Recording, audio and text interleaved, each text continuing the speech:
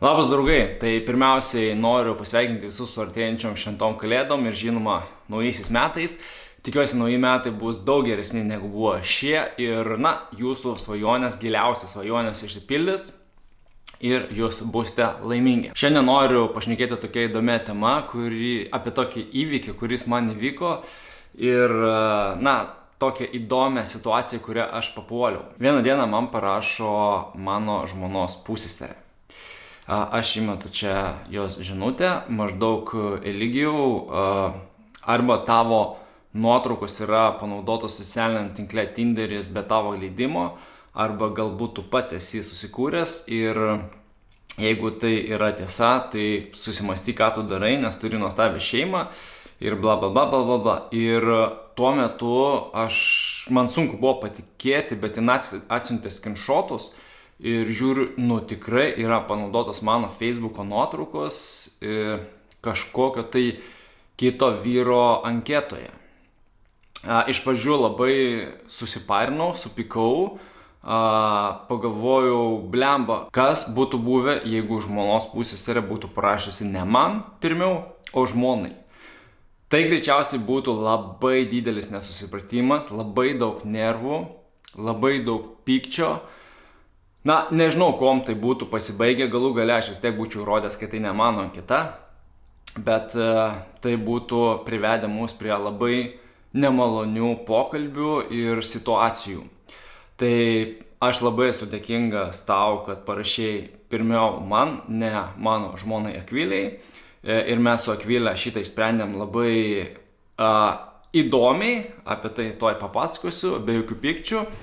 Ir iš vienos pusės pamokėm tą niekadėjų, kuris panaudojo mano nuotrauką. Tai pirmiausiai, ką mes padarėm, susikūrėm fake anketą taip pat Tinderyje su dirbtinio intelekto sukurtom nuotraukom merginos, nes, negalima naudoti gyvų merginų nuotraukų.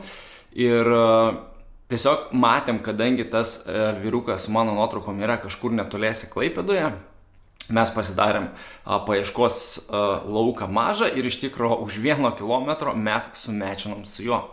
Pradėjom su juo bendrauti ir ištraukėm iš jo telefono numerį.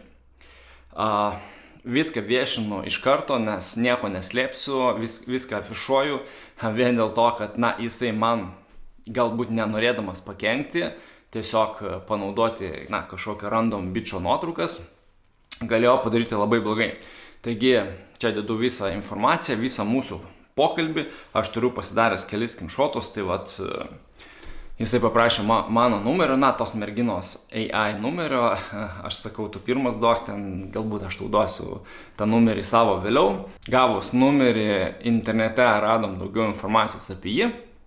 Tai įmetu screenshotą, štai tokius dalykus jisai užsiema, nors iš tikrųjų man rašė visai kitus dalykus, tokį ilgą sąrašą, kuom jisai užsiema, kuom jis verčiasi. Galbūt tai yra tiesa, galbūt tai yra kaip papildomas darbas, nežinau, bet pagrindinis darbas pagal Facebooko nuotrauką,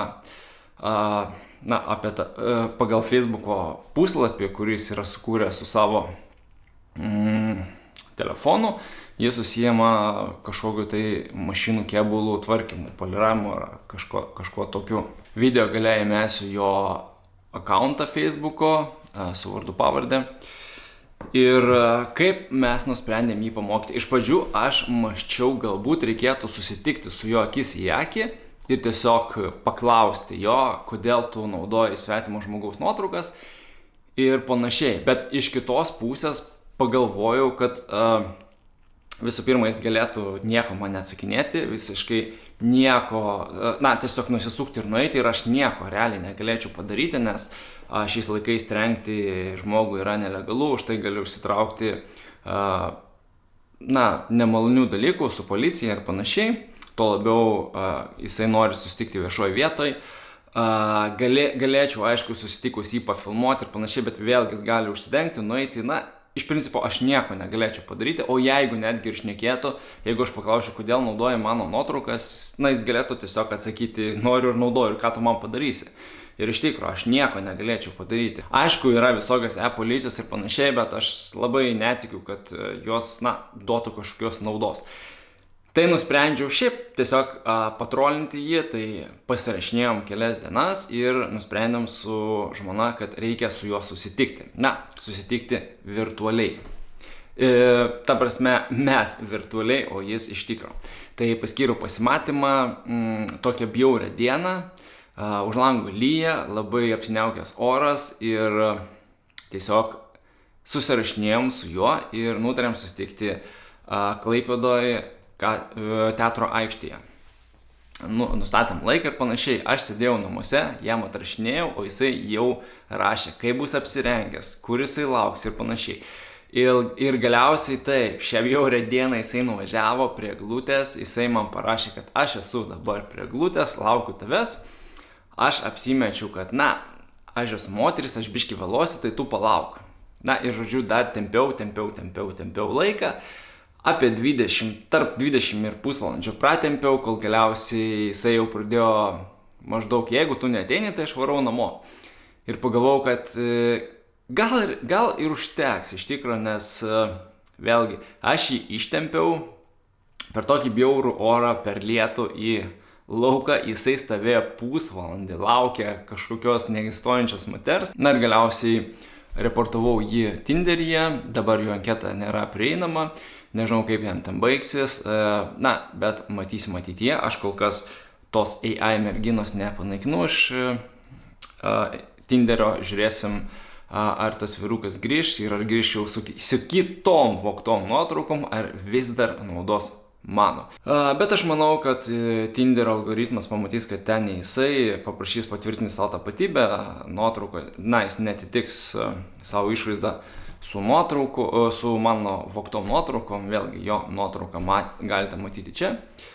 Tai toks įdomus dalykas nutiko man prieš pat šventes, šiek tiek pasilinksminau su to žmogeliu. O jums merginoms, jeigu šitas eržliukas jums patiko, tai numerį turite, štai jo yra Facebooko paskyra, rašykite, spaminkite. Ir gražių švenčių visiems ir linkiu, kad nei vienam iš jūsų nenutiktų tokia istorija. Ate.